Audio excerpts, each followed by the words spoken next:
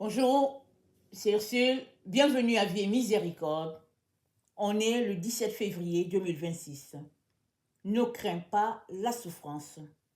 Amen, ne crains pas la souffrance. Alors, souvent, on craint plus que la chose de souffrance vraiment soit un problème. Et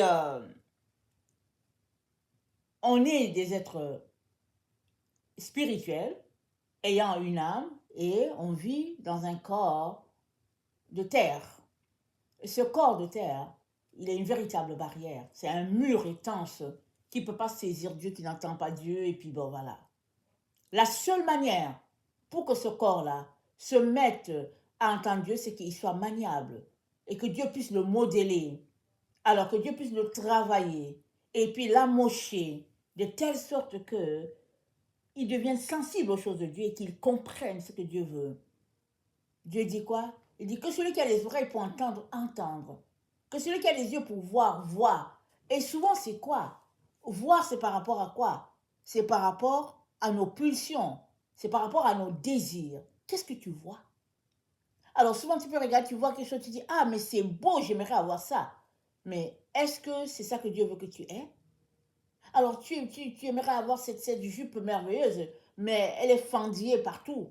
Alors, mais est-ce que Dieu aimerait que tu aies cette jupe qui est présentée très belle, mais elle t'expose complètement?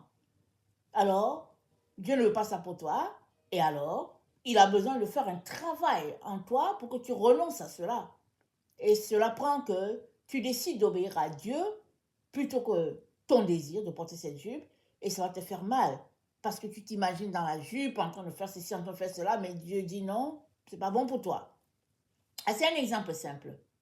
Tout cela pour dire que la souffrance n'est pas forcément le fait qu'on te frappe dessus, le fait que tu travailles au soleil comme un esclave. Non, la souffrance, c'est le fait de laisser ses désirs de côté pour plaire à Dieu. Et dans Galates 5, le verset 24, c'est dit, ceux qui sont en Jésus-Christ ont crucifié la chair avec ses passions et ses désirs. Alors, tu ne marches pas selon tes désirs. Tu laisses ça de côté. Même si ça ne fait pas ton affaire, même si ça te dérange cette situation, mais voilà, tu obéis à Dieu, tu te soumets parce que il ne s'agit pas de toi seul. Il s'agit de toute la maison de Dieu, de toute l'église de Dieu. Et puis, tu es un élément parmi tant d'autres éléments. Et Dieu est en train d'épurer son église et il fait le travail en chaque personne. Tu n'auras pas le même type de souffrance que X et puis X n'aura pas le même type de souffrance que Y. Chacun a son type de souffrance, mais tout cela contribue à envoyer la sanctification dans la maison de Dieu afin que l'église, n'est-ce pas, soit pure et sans tache comme Dieu l'a établi. Alors, maintenant, c'est au niveau de notre caractère que Dieu travaille. Et nous avons besoin de le laisser faire l'œuvre pour laquelle il nous a appelés. Dieu va t'équiper en fonction de l'appel qu'il a pour toi. Mais pour qu'il t'équipe, tu as besoin de le laisser travailler pleinement en toi. En Philippiens 4, au verset 12, c'est dit, je sais vivre dans l'humiliation, je sais vivre dans l'abondance. En tout et partout, j'ai appris à être rassasié et avoir faim, à être dans l'abondance et à être dans la disette. Je puis tout par celui qui me fortifie. Donc voilà, je puis tout par celui qui me fortifie. Je suppose qu'aujourd'hui, tu aimerais manger un bol de spaghetti vraiment avec une sauce, je sais pas, d'où. Et puis ça se mange seulement dans un restaurant en particulier. Tu aimerais ça. Mais c'est pas possible pour toi parce que tu as juste peut-être 2 dollars dans ton compte. Alors contente-toi de ton pain qui est là et puis loue le Seigneur parce que tu as ton pain rassis qui est là, tu peux le manger. Et puis c'est tout. Parce que Dieu, le moment venu, il pourvoira.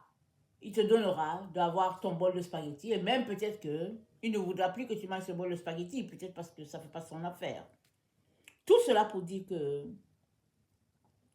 nous sommes appelés à nous contenter et à marcher dans ce que Dieu a pour nous.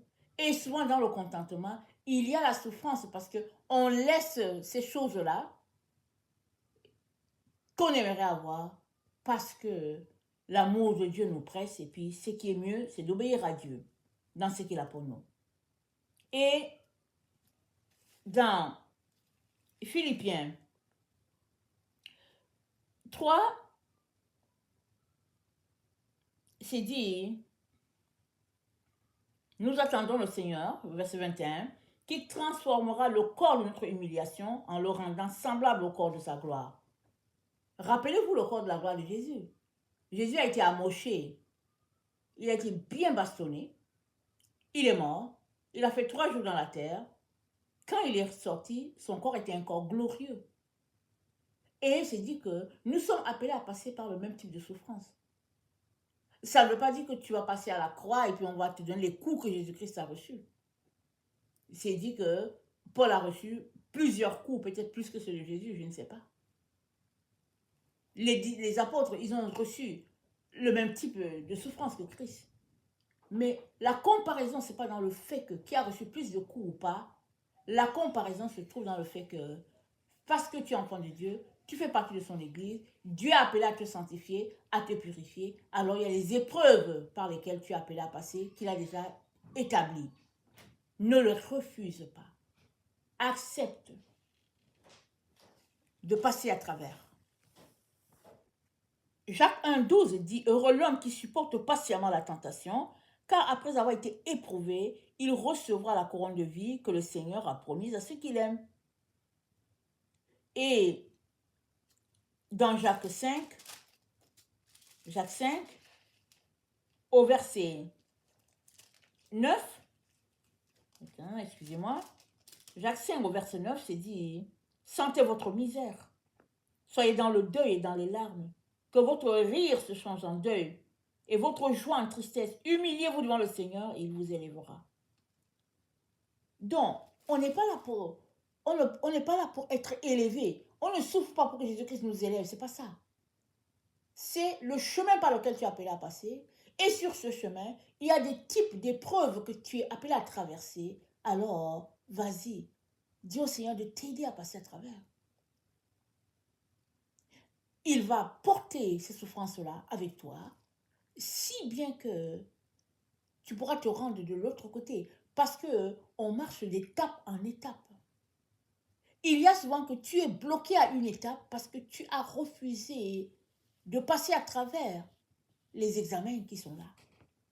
Et ces examens souvent sont des épreuves sur notre corps, des types de souffrances que tu ne comprends souvent pas,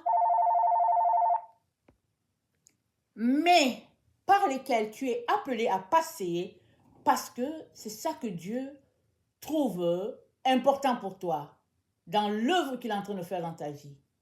Si tu refuses, ben voilà, l'œuvre vient d'être arrêtée. Et Dieu a été tellement bon. Quand il voulait faire cette œuvre sur Jonas, Jonas a refusé.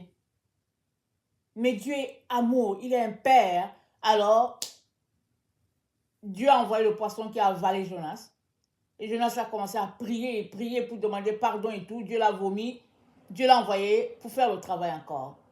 Parce que si Jonas mourait sans faire son œuvre, il répondrait d'abord de la vie des Ninivites, qui devaient être convertis, mais aussi de sa propre vie. Et ce ne serait pas agréable. Mais l'amour de Dieu a fait que les gens dans le bateau ont jeté Jonas, le poisson l'a avalé. Tout ça, c'était l'œuvre de Dieu. Tout ça, c'était la grâce de Dieu. Tout ça, c'était sa bonté. C'est la même chose qu'il fait pour toi et moi aujourd'hui. Ne refuse donc pas les souffrances. Dis seulement à Dieu de t'aider à passer à travers, afin que, à la fin, tout le monde puisse se réjouir. Amen. Parce que tout est par Dieu, pour Dieu et à la gloire de Dieu. Amen. Que le Seigneur bénisse sa parole. Si tu ne connais pas le Seigneur Jésus, donne-lui ta vie aujourd'hui et deviens enfant de Dieu. bénéficie de toutes les choses qu'il a préparées à l'avance pour ses enfants. Et que le Saint-Esprit te visite afin que tu puisses marcher dans ce que Dieu a pour toi. Amen et alléluia. Amen.